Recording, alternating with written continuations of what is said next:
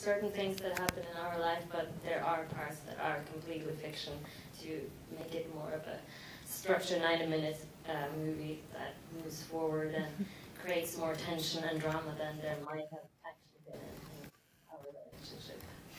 Yeah, but we did meet in Berlin, and we thank you very much for having us here, and thanks for coming. We know how beautiful it was, so I'm sure there was a moment you were thinking, So thank you.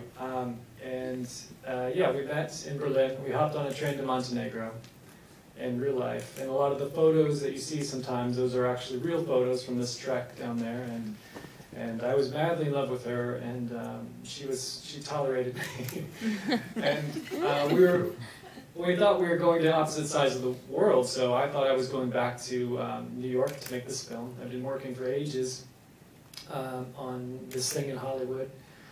And that was my real agent, playing my agent. He was actually a big-time agent, so it was extremely nice of him to do that.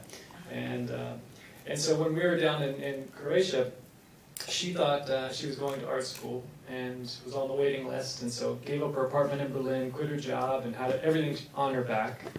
And I likewise, I had everything stored everything, a box of nonsense in a garage. Everything I have in my backpack, and then she gets the call that she doesn't get into the art school, that she had basically put all her eggs in one basket. And I get the call that the film production is not going to happen. So all of a sudden we're together on this tiny little place, we're madly in love, but we have no jobs, no careers, and nothing except what's in our backpacks, and so... And we're in love. Yeah.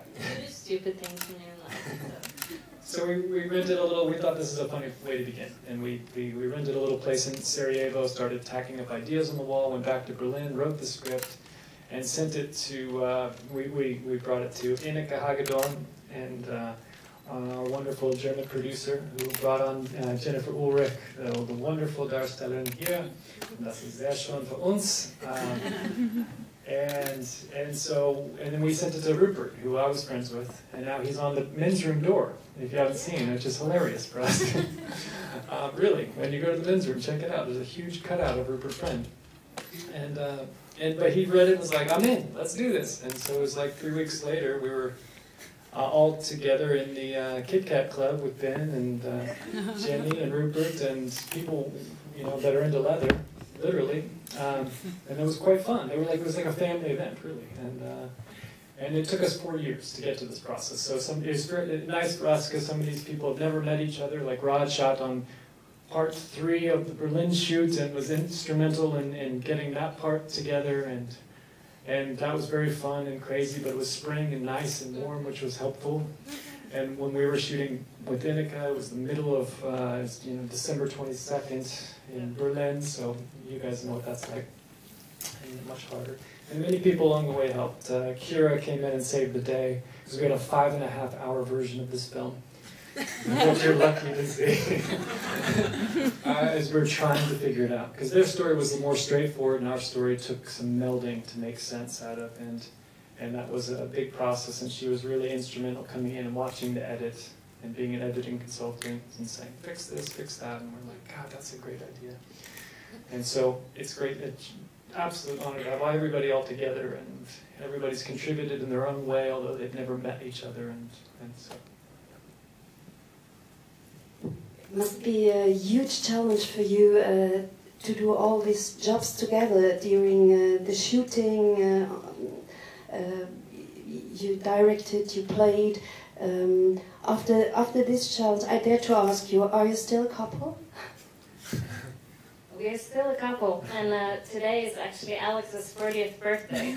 He turns 40 today. Congrats!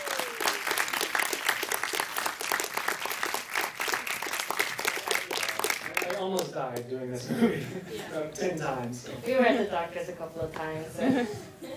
Yeah, it was at points, but he survived. He's here, and we're still together. Yes. And we're celebrating here in Munich tonight. Yes. And yeah, it was. Yeah, so that was kind of answered the question. We're still together, really. Yeah, we didn't want to introduce it at the beginning, which took some explaining. We're like, no, if we come up, then maybe people know we're together or not, and we want them to not be sure. Like, At the end. Yeah. Do you have questions? Please. First of all, I want to see the movie because I like Jennifer Ulrich. I see We Are the Night, and she was perfect in it. And I have a question, why such a sad end for the relationship of Frederick and Stephen? Möchte wissen, warum es so ein trauriges Ende für Frederik und Stephen gibt am Schluss. Frederike, ja. Entschuldigung. Frederike, Frederike. Who wants to answer? Well, you know, they're together for 7 years, and sometimes in relationships you come to the point that you don't move forward and you don't go back. It doesn't move, kind of. So you come to the point that you have the feeling you have to either try out something new and see if it changes things, or you just give up at some point and realize maybe this is not the person that I want to spend the rest of my life with. And I think that Frederica comes to the point where she really wants to try it, but then she realizes it doesn't help. We're at the end of our relationship and now I have to go. And yeah, that's what I think. Other opinions?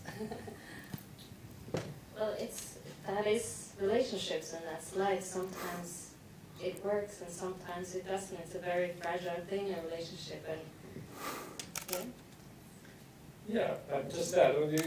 There's moments in time where you can decide how your life is going to turn out, and sometimes you embrace it. Happy birthday, by the way. Almost. Me? Yeah? Yesterday. 2 days ago. Okay. Yeah, and so for where people that are coming together, that maybe they can't come together and they're missing each other, and sometimes you make excuses for why you can't be together, and then that just chapter of your life doesn't ever get written. And then there's other times where you're together until maybe too long. But I think it's interesting when some dynamics in relationships change. Some people are very strong and control the relationship in a way, and Rupert's very handsome and charming.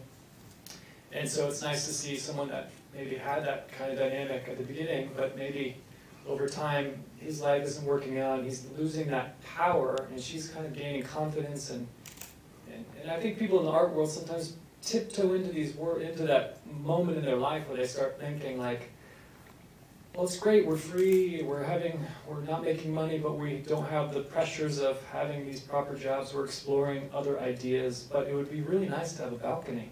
I think she's maybe like you're starting to have these feelings, and do I want kids? Maybe, I don't know, but it's very uncool for me to maybe say that in this world, that she's functioning. So it's kind of fun to watch somebody just dramatize and seeing that, where you're just, having these feelings, right or wrong, and how do you, where's that going to lead you in your life? Yes. Other questions? You don't. Yes, please. Well, first of all, just thanks for giving me the gift of such a story. And I wanted to ask, I can feel a tremendous amount of honesty, especially in what's going on between the two of you, your couple. And I would like to know how much of that it's really working after a script, and how much of that is like being improvised, and how much of that you just repeated it from your own experience in the past and brought it to the film, and how do you work with it? That's a lot of questions. So we'll try to answer it. Well, everything is scripted, even though we reshot quite a bit, but even if we reshot it, we rewrote it first. But within the scene that we wrote, we were very free of you can use your own words, and as long as you say the content, that's what we want to say. That's fine. So it was both with our how we acted, and also with Jennifer and Stephen, Rupert. So it's a mix, and also like the whole story is also mixed. It became also, after it went along, it became more and more personal, and it became maybe closer and closer to certain things that happened in our lives or had happened earlier. So it went from being a little more distant to, you know, for better or worse, come closer to things we had experienced. Yeah, there were many screens in our apartment. So a beamer on the wall and talking it through, saying what do we want, how are we tracking with this, are we feeling this, are we not, is our board, all those things. And there were many insights that Ineka had and Kira had, and along the way that changed it. And that was kind of, this is the evolution. I mean, Linnea did all of the drawings in the film, and that was added as we went along. We realized that gave it more of a point of view and a structure, instead of what was more like, we considered making it a 5-part series and doing, because there's backstories for every character, and we filmed them. And so, you know, so this is the 90-minute version that tells it. You know, what. Please.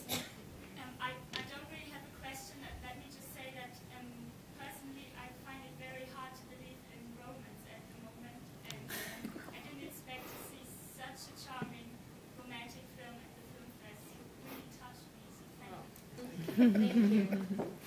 Yeah, I relate. I know what you feel.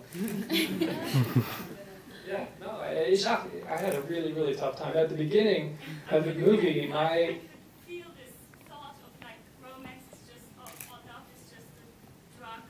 Like Yeah. I could totally feel that kind of idea. yeah, no, I understand. But then all of a sudden you find yourself, in a way, as cynical as you can be.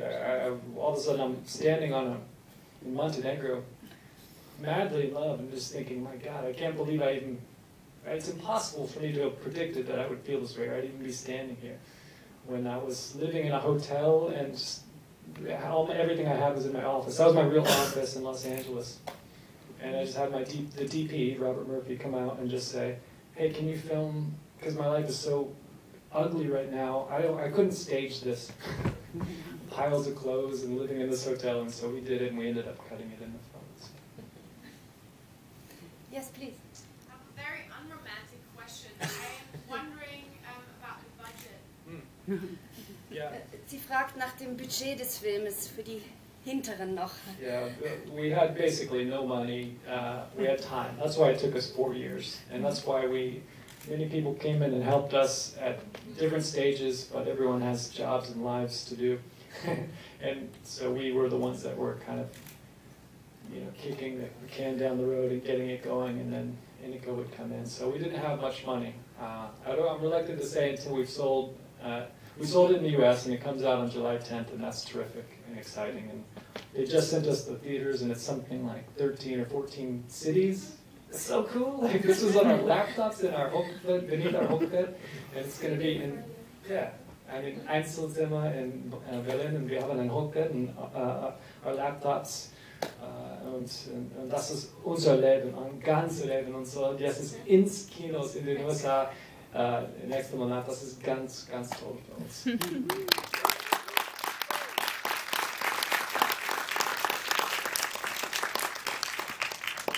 Are you trying to release the film also in Germany? Yeah, we're still looking for someone to distribute it here. And I think it would be wonderful if you find someone at the festival. Yeah. Anyone here? Other questions? Yes, please. Do you have a common project you plan for together or split it? He asks whether they have a next project. We're already writing on both a TV show and on a new movie, so we don't have anything, you know, everything you think you're going to do next, it changes very often, so you don't know what's going to be next, but we are working together on the next thing as well, so, yeah. Aber wir bleiben in Deutschland. Wir bleiben in Deutschland. One in Berlin, Kreuzberg.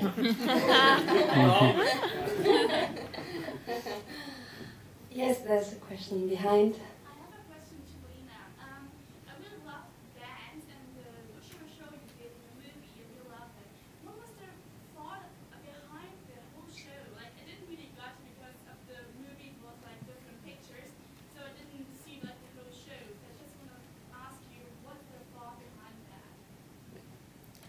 You're talking about the short, the performance. Yeah. So yeah, I made a short kind of film that's projected there, and it's the thought about it. It's you're always striving, or you're always running for something. You're always trying to get somewhere in your life, and everything in our society, everything's very centered on the I, and like, what can I get, and everything's me, and Facebook and Instagram. We're very much on that. So, but like, and then you're always running for it. But like when she gets to the ocean, and like it's already too late. Your life is running away from you, and you're forgetting to live. And it's kind of, I don't know. That's what I thought about it. Of course, everyone that watches the movie should have their own, But it's very abstract, that video. So everything can. Yeah. In the long version, you would have seen the whole thing. Yeah. Now you get clips, you can never figure them. Yeah. Do you still do things like that? These past years, it's been so all-consuming. What we've been doing, like this film is taken up all the time, but I will probably do some small things like that, or incorporate into other projects, which is what I did with this, or we did with this one. So. Thank you very much. Thank you. No other questions?